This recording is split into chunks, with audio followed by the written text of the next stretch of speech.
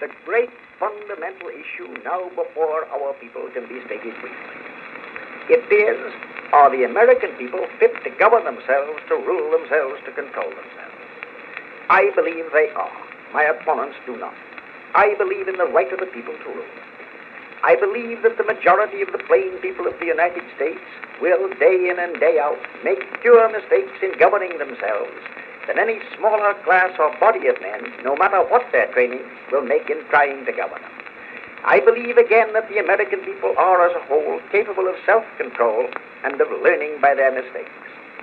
Our opponents pay lip loyalty to this doctrine, but they show their real beliefs by the way in which they champion every device to make the nominal rule of the people a sham.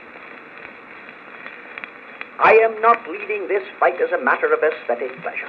I am leading because somebody must lead, or else the fight would not be made at all. I prefer to work with moderate, with rational conservatives, provided only that they do in good faith strive forward towards the light. But when they halt and turn their backs to the light, sit with the scorners on the seats of reaction, then I must part company with them. We, the people, cannot turn back. Our aim must be steady, wise progress.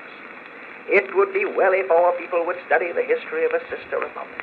All the woes of France for a century and a quarter have been due to the folly of her people in splitting into the two camps of unreasonable conservatism and unreasonable radicalism. Had pre-revolutionary France listened to men like Turgot and backed them up, all would have gone well. But the beneficiaries of privilege, the Bourbon reactionaries, the short-sighted ultra-conservatives, turned down Turgot and then found that instead of him they had obtained Robespierre.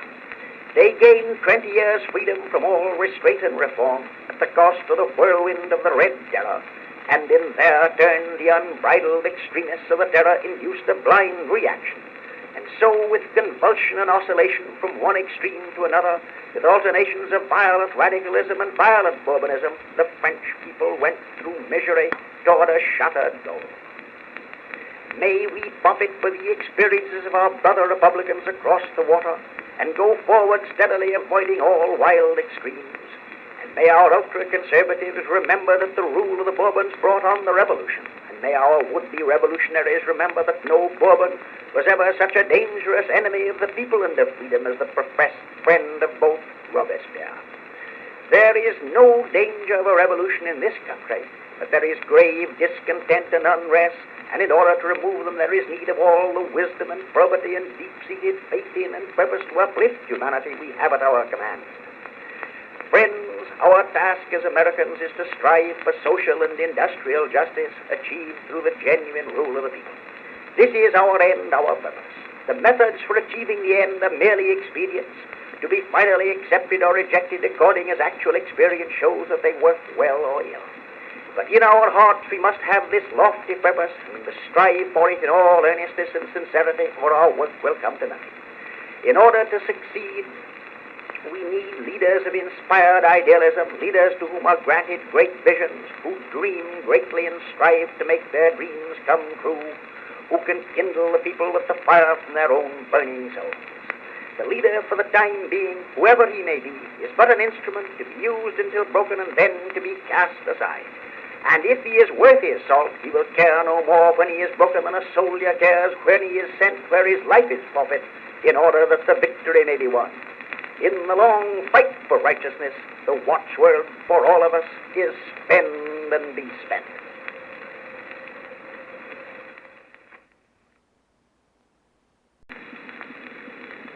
There is no body of our people whose interests are more inextricably interwoven with interests of all the people than is the case with the farmers. The Country Life Commission should be revived with greatly increased powers. Its abandonment was a severe blow to the interests of our people. The welfare of the farmer is a basic need of this nation. It is the men from the farm who in the past have taken the lead in every great movement within this nation, whether in time of war or in time of peace. It is well to have our cities prosper, but it is not well if they prosper at the expense of the country. In this movement, the lead must be taken by the farmer themselves, but our people as a whole, through their governmental agencies, should back the farmers. Everything possible should be done to better the economic condition of the farmer and also to increase the social value of the life of the farmer, the farmer's wife, and their children. The burdens of labor and loneliness bear heavily on the women in the country. Their welfare should be the especial concern of all of us. Everything possible should be done to make life in the country profitable so as to be attractive from the economic standpoint. And there should be just the same chance to live as full, as well-rounded, and as highly useful lives in the country as in the city. The government must cooperate with the farmer to make the farm more productive. There must be no skinning of the soil. The farm should be left to the farmer's son in better and not worse condition because of its cultivation. Moreover, every invention and improvement, every discovery and economy should be at the service of the farmer in the work of production.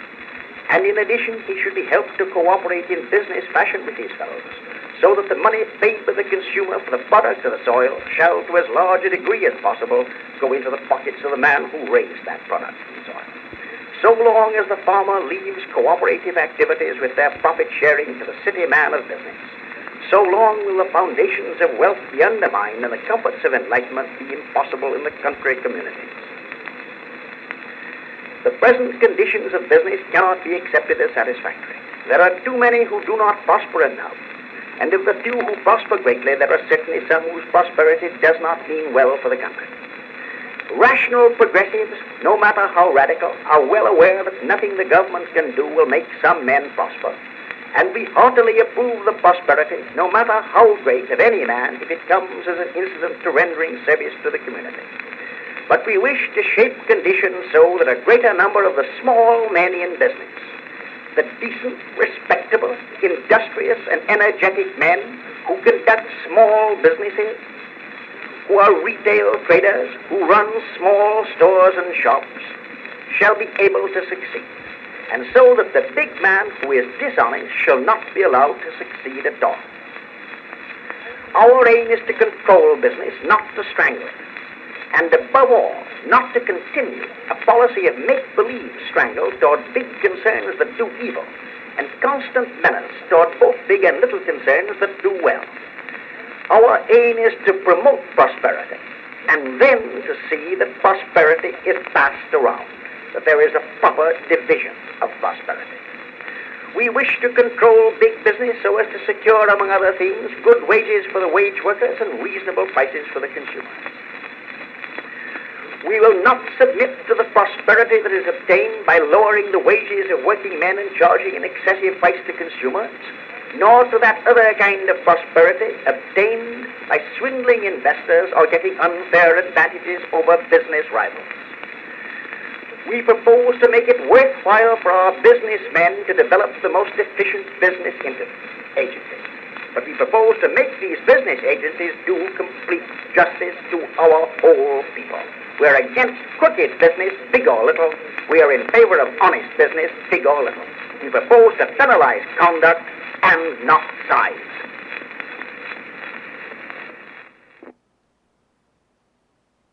Our prime concern is that in dealing with the fundamental law of the land, in assuming finally to interpret it and therefore finally to make it, the acts of the courts should be subject to and not above the final control of the people as a whole.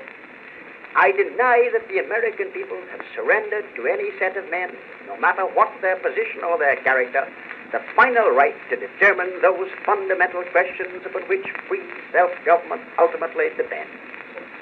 The people themselves must be of their own constitution, and where their agents differ in their interpretations of the Constitution, the people themselves should be given the chance, after full and deliberate judgment, authoritatively to settle what interpretation it is that their representatives shall thereafter adopt as binding. We do not question the general honesty of the courts, but in applying to present-day social conditions the general prohibitions that were intended originally as safeguards to the citizen against the arbitrary power of government in the hands of caste and privilege, these prohibitions have been turned by the courts from safeguards against political and social privilege into barriers against political and social justice and advancement.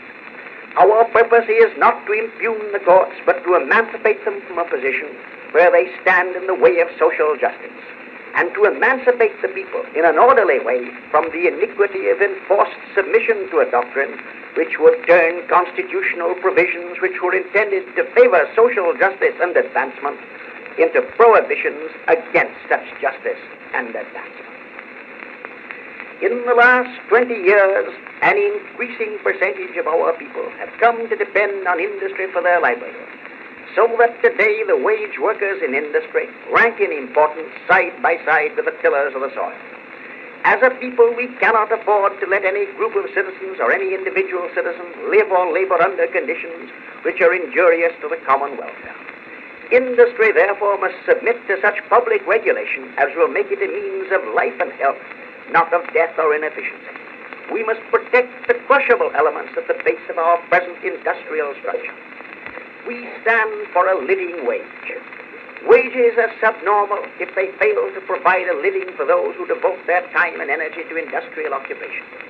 The monetary equivalent of a living wage varies according to local conditions, but must include enough to secure the elements of a normal standard of living, a standard high enough to make morality possible, to provide for education and recreation, to care for immature members of the family, to maintain the family during periods of sickness, and to permit of reasonable saving for old age.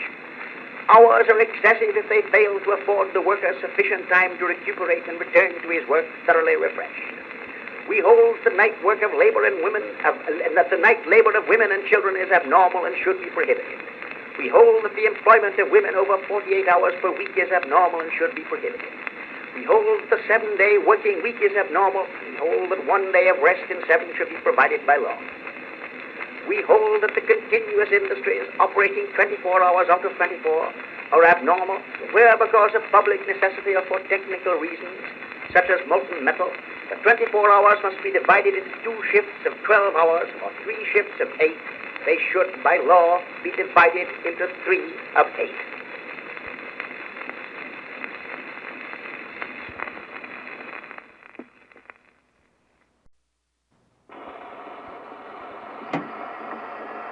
Political bodies exist to secure responsible government and to execute the will of the people. From these great tasks, both of the old bodies have turned aside. Instead of instruments to promote the general welfare, they have become the tools of corrupt interests which use them impartially to serve their selfish purposes. Behind the ostensible government sits enthroned an invisible government, owing no allegiance and acknowledging no responsibility to the people. To destroy this invisible government, to dissolve the unholy alliance between corrupt business and corrupt politics, is the first task of the statesmanship of the day. Unhampered by tradition, uncorrupted by power, undismayed by the magnitude of the task, the new body offers itself as the instrument of the people to sweep away old abuses, to build a new and nobler commonwealth.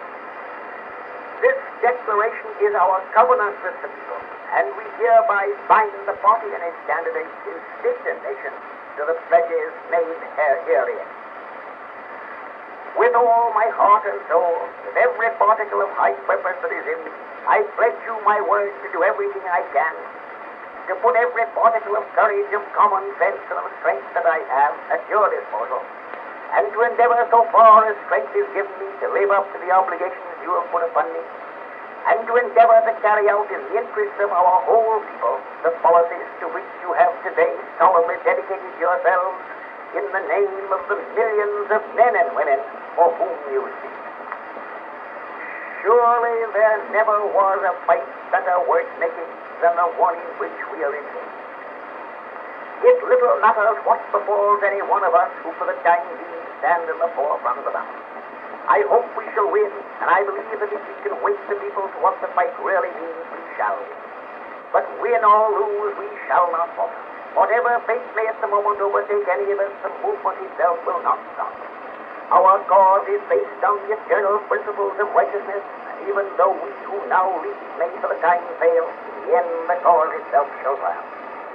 6 weeks ago, here in Chicago, I spoke to the honest representatives of a convention which was not dominated by honest men.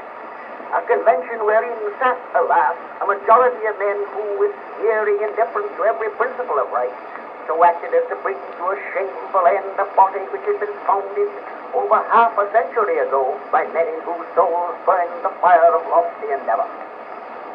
Now to you men who in your turn have come together to spend and be spent in the endless crusade against Rome, to you who face the future resolute and confident, to you who strive in a spirit of brotherhood for the betterment of our nation, to you who gird yourselves for this great new fight in the never-ending warfare for the good of humankind, I say in closing what in that speech I said in closing: we stand as Armageddon, and we battle for the Lord.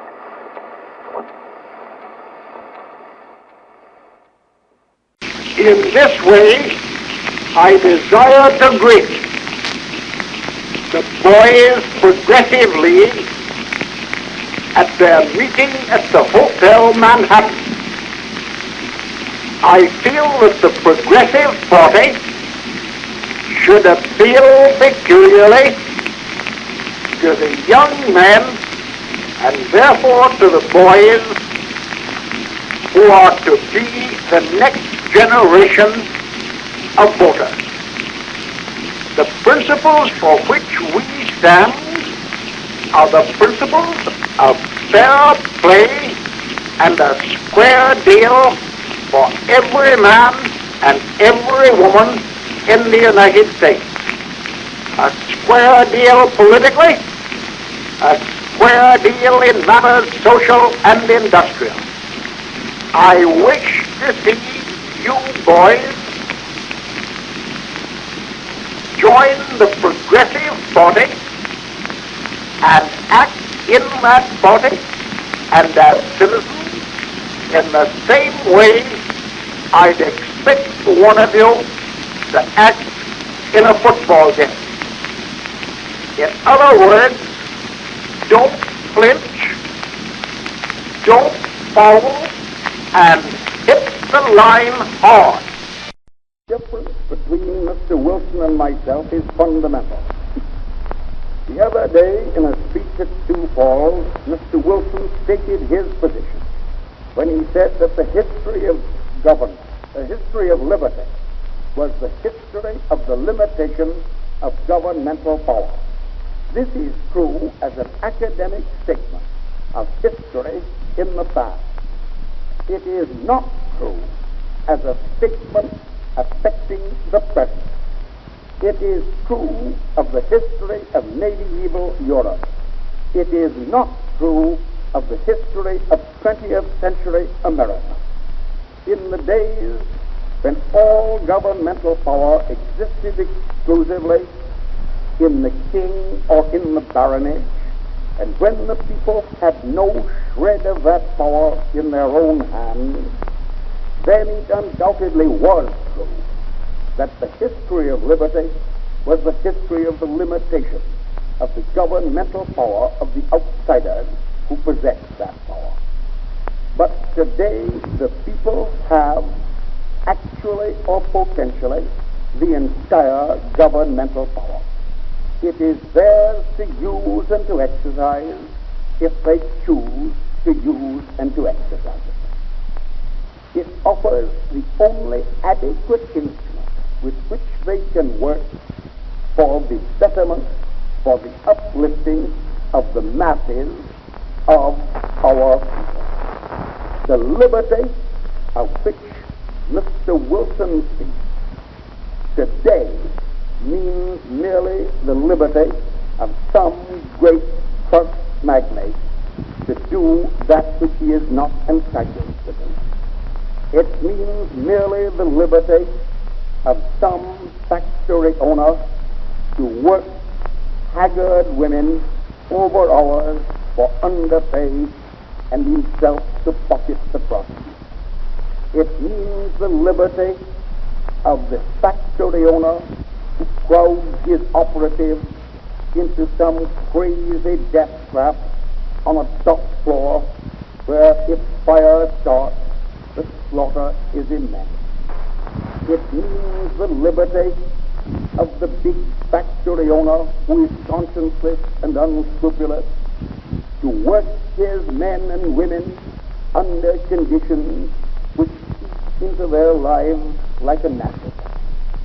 It means the liberty of even less conscientious factory owners to make their money out of the toil, the labor of little children.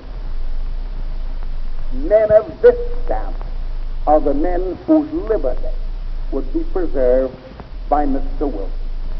Men of this stamp are the men whose liberty would be preserved by the limitation of governmental power. We propose, on the contrary, to extend governmental power in order to secure the liberty of the wage workers, of the men and women who toil in industry, to save the liberty of the oppressed from the oppressor. Mr. Wilson stands for the liberty of the oppressor to oppress. We stand for the limitation of his liberty, thus to oppress those who are weaker than himself.